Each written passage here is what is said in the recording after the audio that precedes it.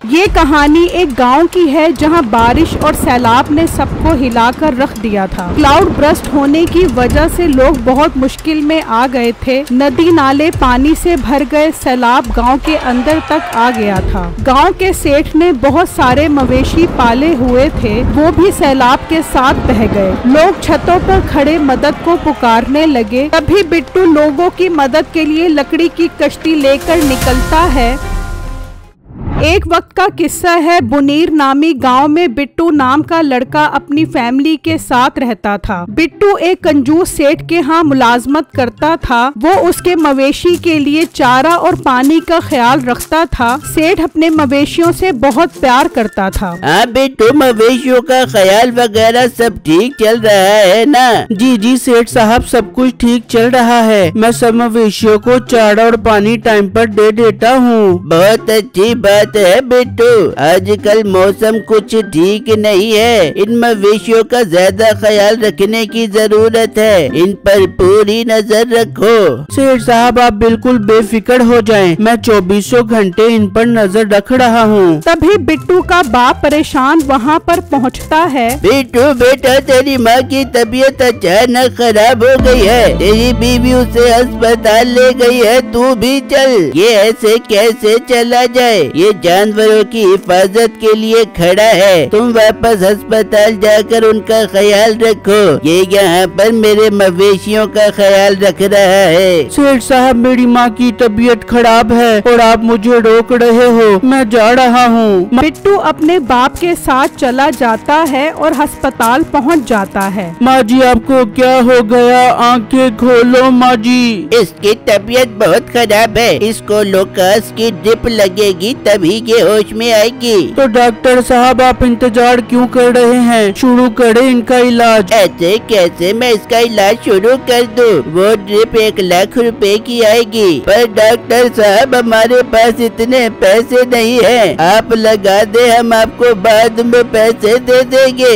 हम इतनी महंगी दवाई अपने पास नहीं रखते, वो किसी बड़े मेडिकल स्टोर से ही मिलेगी। बिट्टू, माँ जी का इलाज करवाना बहुत जरूरी है। आप अपने सेठ से जाकर पैसे ले आए। मैं आपको ड्रिप का नाम लिख देता हूँ, आप फौरन ले आए। बिट्टू सेठ से पैसे लेने के लिए निकलता है तो अचानक रुक जाता है। सुनो सुनो, आज से तूफानी बारिशों का खतरा शुरू हो गया है। क्लाउड बरस होने का खतरा हमारे सरों पर मंडला रहा है। अरे ये मैं किस मुसीबत में फंस गया हूँ। खुदा न खास्ता अगर बारिशें तेज हो गयी तो मैं अम्मी का इलाज कैसे करवाऊंगा? मैं जल्दी से सेठ के पास जाता हूँ। वो हर जगह पर ऐलान करते हैं, तूफानी बारिशों से महफूज रहने के लिए अपने अपने हिफाजती इक़दाम करे और अपने आसपास किसी ऊंची जगह का बंदोबस्त करे।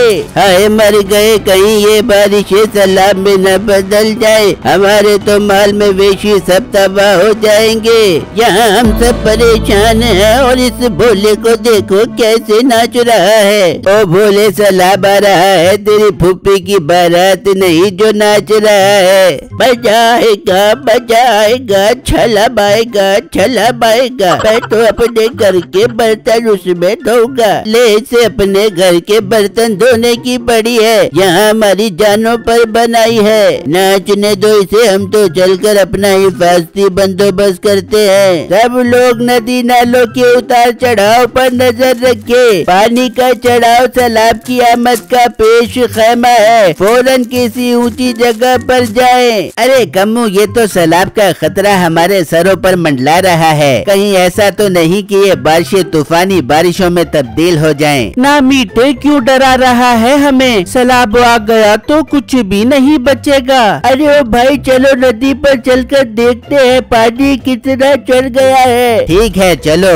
वो वहाँ से निकलते हैं और नदी पर पहुँच जाते हैं। उस आदमी की बात तो ठीक हो गई, पानी तो ऊपर ही चढ़ रहा है। अगर ये पानी नदी से ऊपर चढ़ गया तो सैलाब की सूरत में हमारे पूरे गांव को ले डूबेगा। हमें टाइम जाया नहीं करना चाहिए, बल्कि फौरन अपने अपने घरों में जाकर हिफाजती बंदोबस्त करना चाहिए। बादल और गहरे और बारिश भी तेज होना शुरू हो जाती है। अरे जल्दी करो, नदी का पानी पानी बहुत तेजी से ऊपर चढ़ रहा है। वो तीनों निकल जाते हैं। वहाँ बिट्टू सेठ के पास आता है तो वहाँ उसका मुलाजिम खड़ा होता है। सेठ साहब कहाँ पर हैं? जल्दी बताओ इससे पहले कि बारिशें तेज हो जाएं। सेठ साहब तो सारे जानवरों को सैलाब के खतरे से बचाने के लिए अपने घर पर ले गए हैं। भाई उनके घर चलते हैं। मेरी माँ की तबीयत बहुत खराब है, इलाज के लिए 1 लाख रुपए चाहिए। चलो मेरे साथ उनसे पैसे लेने। बिट्टू भाई वो किसी भी मुलाजिम को तनख्वाह नहीं दे रहा, तो वो आपको 1 लाख रुपए कैसे देगा? ये अमीर लोग तो अपना इंतजाम कर लेंगे, मगर हम गरीब सैलाब से कैसे बचेंगे? फिर हम क्या करें? भाई एक हल है। सेठ का भाई जंगल में लकड़ियों का कारोबार करता है, मैं आपको वहाँ तक ले जाता हूँ। उससे कहना सेठ ने मुझे भेजा है, 1 लाख रुपए दे दे। मुझे उम्मीद है आपका काम बन जाएगा। चलो फिर देर न करो, जल्दी चलो मेरे साथ। वो सेठ के भाई के पास निकल जाते हैं। वहाँ मीठा अपने घर पहुँच जाता है और नसीबों को बताता है। अरे मीठे, सैलाब की तबाहकारी बहुत खतरनाक होती है। मीठे, हम एक काम करते हैं, अपना सारा जेवर जुवर पैसा पूसा इकट्ठा कर लेते हैं और जब सैलाब आएगा अपने घर की छत पे चढ़ जाएंगे। हाँ नसीबो, तू सारा जरूरी सामान पैक कर ले, हम पहले ही अपना सामान घर की छत पर रख लेते हैं। वहाँ बिट्टू और मुलाजिम सेठ के भाई तक जा रहे होते हैं। बिट्टू अब आगे तुम अकेले जाओ, वहाँ एक लकड़ियों का टाल होगा, वहाँ सेठ का भाई होगा, उससे बात करो। ठीक है भाई, मैं जाता हूँ। बिट्टू उसके पास पहुँचता है। भाई साहब, मुझे सेठ साहब ने भेजा है, उन्होंने 1 लाख रुपए मंगवाए हैं, वो दे दें। क्या बकवास करता है? वो तो अभी थोड़ी देर पहले ही मेरे पास से गए हैं। तू झूठ बोल रहा है, भाग जा यहाँ से वरना मैं तुझे अंदर बंद कर दूंगा। भाई साहब ऐसा मत करें, मेरी माँ की तबीयत बहुत खराब है, उनके इलाज के लिए 1 लाख रुपए की जरूरत है, वो दे दें। तेरी माँ का मैंने ठेका उठाया हुआ है, चल निकल यहाँ से। बिट्टू उदास वापस आता है। क्या हुआ, पैसे दिए उसने? नहीं भाई, उसे पता लग गया है, सेठ अभी थोड़ी देर पहले ही उसके पास से होकर गया है। झूठ बोल रहा है ये, सेठ अपने घर पर ही है, उसने तुमसे सच उगलवाने के लिए ऐसा कहा था। ये लोग बहुत जालिम है, सारे गांव के जंगल और दरख्त काट दिए, इसी वजह से तो मौसम इतने तब्दील हो रहे हैं। भाई मुझे कुछ समझ नहीं आ रहा, मैं क्या करूं? भाई इससे पहले के सैलाब आ जाए हमें अपना इंतजाम करना होगा। इसकी लकड़ियों से कश्ती बना लेते हैं, हालात का कुछ नहीं पता।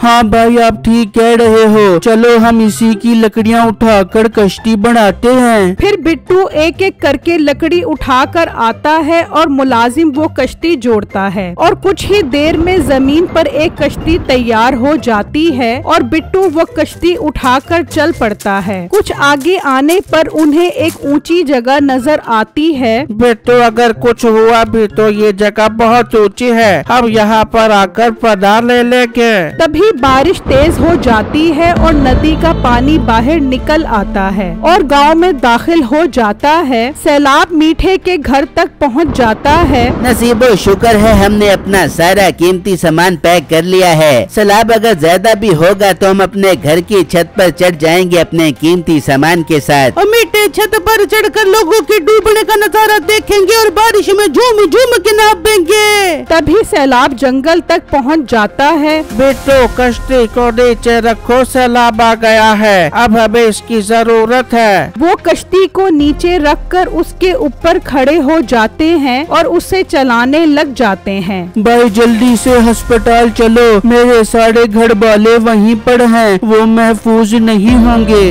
वो अस्पताल की तरफ निकल जाते हैं। वहाँ मीठे के घर के बाहर एक बूढ़ी औरत उनका दरवाजा खटखटाती है। बेटा दरवाजा खोलो वरना मैं सैलाब में डूब कर मर जाऊंगी। ओ अम्मा, जगह नहीं है मेरे घर में तेरे लिए, घर में सारा कीमती सामान पड़ा हुआ है, तू किसी और का दरवाजा खटखटा। भाई साहब, अगर आप किसी की मदद करोगे तो आपको इसका अजर मिलेगा। ये बूढ़ी औरत इस तूफानी बारिश और सैलाब में कहाँ जाएगी? तो तू इसे अपने साथ ले जा, बड़ा तू चौधरी बन रहा है। माँ जी आप इस कश्ती पर ही आ जाएं, हम आपको ले जाते हैं। बिट्टू उस बूढ़ी औरत को भी अपने साथ ले जाता है और अस्पताल पहुंच जाता है। हर जगह पानी से भरी होती है। शुक्र है बिट्टू आप आ गए, ड्रिप नहीं लेकर आए। बेगम ये टाइम अम्मी और सब लोगों को महफूज जगह पर ले जाने का है। सैलाब तेजी से बढ़ रहा है, इससे पहले कि खतरनाक हद तक बढ़ जाए हमें एक महफूज मकाम पर पहुंचना होगा।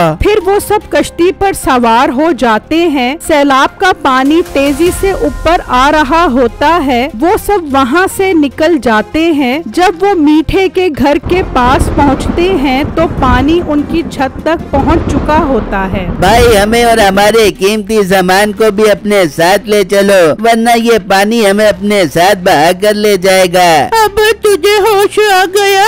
जब मैं तुझसे मदद मांग रही थी तब तो तूने मुझे अंदर नहीं आने दिया। तभी पानी का बहाव आता है और उसका सारा कीमती सामान अपने साथ बहा कर ले जाता है। हाय मैं लुट गई, मैं बर्बाद हो गई, मेरा सारा सामान सैलाब में बह गया। बहुत अच्छा हुआ तुम लोगों के साथ, तुम्हारी यही सजा है। नहीं माँ जी ऐसा मत कहो, ये वक्त किसी से बदला लेने का नहीं है। इस कश्ती पर अभी जगह नहीं है, मैं इन सबको महफूज मकाम पर छोड़कर आ रहा हूँ। तब तक आप मेरा इंतजार करो। बिट्टू तब तक तो पानी हमारे सरों से भी ऊपर चला जाएगा, नहीं तो फिर हम इस कश्ती से उतरकर सैलाब में छलांग लगा देते हैं। तू आजा, हमारी खैर है। नहीं नहीं अंकल, अब मैं इतना भी बुरा नहीं हूँ। बिट्टू तुम इन सबको छोड़ कर आओ, तब तक हम तुम्हारा इंतजार कर रहे हैं। बिट्टू वहाँ से चल पड़ता है। कुछ आगे आता है तो देखता है कि सेठ के मवेशी पानी के साथ बहकर जा रहे होते हैं। ये तो सेठ साहब के मवेशी है। हाँ बेटो ये तो उसी के मवेशी है। देखो कैसे अपने मवेशियों को अपने घर ले जा रहा था ताकि सैलाब से इन्हें कोई नुकसान न हो, मगर अल्लाह का अज़ाब जब आता है तो कोई नहीं बच सकता।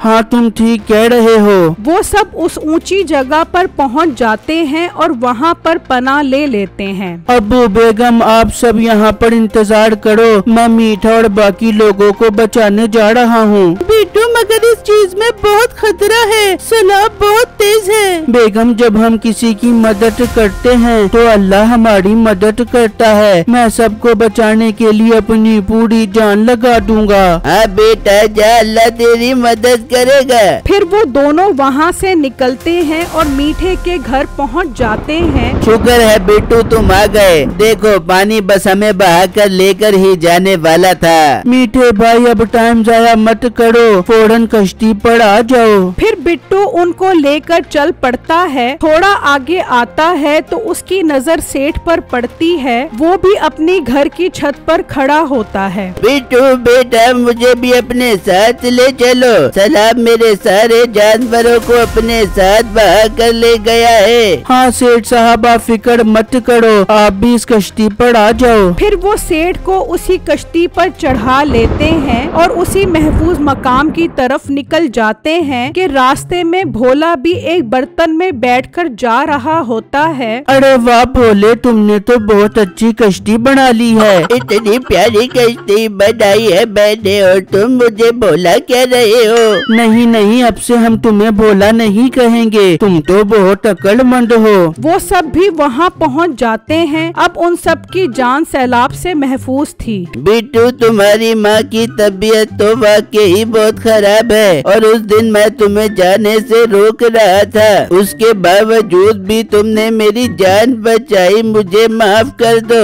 सेठ साहब मेरी माँ के इलाज के लिए 1 लाख रुपए की जरूरत है, मैं वो लेने आपके पास आया था, मगर आप अपने मवेशियों को लेकर घर गए हुए थे। हाँ बिट्टू मैंने सोचा मैं अपने मवेशियों को बचा लूंगा, मगर अल्लाह को कुछ और ही मंजूर था। तुम फिक्र मत करो, मैं तुम्हें 1 लाख रुपए दूंगा, तुम दवाई लाओ। सेठ साहब सैलाब में सब कुछ बह गया है, अब वो ड्रिप कहाँ कहाँ से मिलेगी? बिट्टू वो ड्रिप मेरे अस्पताल में ही मौजूद थी। मैंने इस डर से कि तुम पैसे नहीं दोगे तुमसे छुपाई थी। मुझे माफ कर दो। अगर तुम न होते तो हम सब सैलाब में डूब जाते।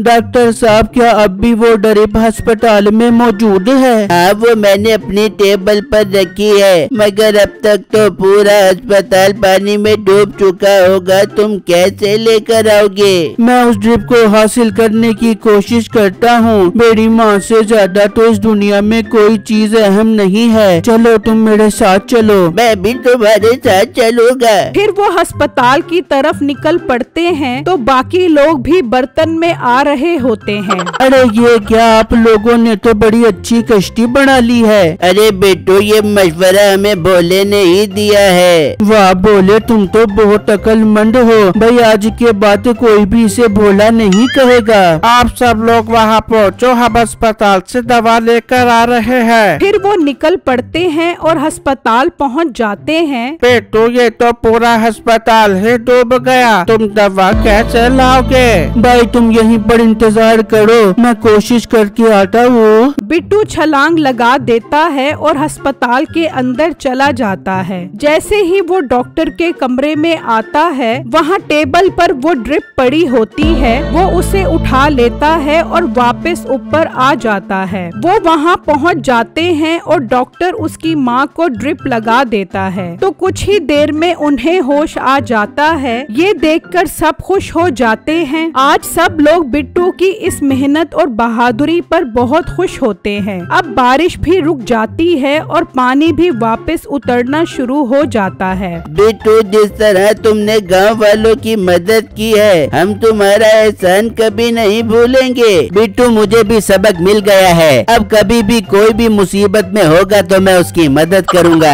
ये तो बहुत अच्छी बात है। ये सैलाब हमारे लिए बहुत बड़ा सबक छोड़ गया है कि मुसीबत में हम सबको एक होकर काम करना चाहिए। हाँ, और अब से हम सब मिलकर जो नुकसान हुआ है उसे पूरा करेंगे, सफाई करेंगे, दरख्त लगाएंगे और एक दूसरे का पूरा ख्याल रखेंगे। आपका और मेरा भी यही फर्ज है कि जो लोग सैलाब की वजह से मुसीबत में हैं, हम उनकी मदद करें।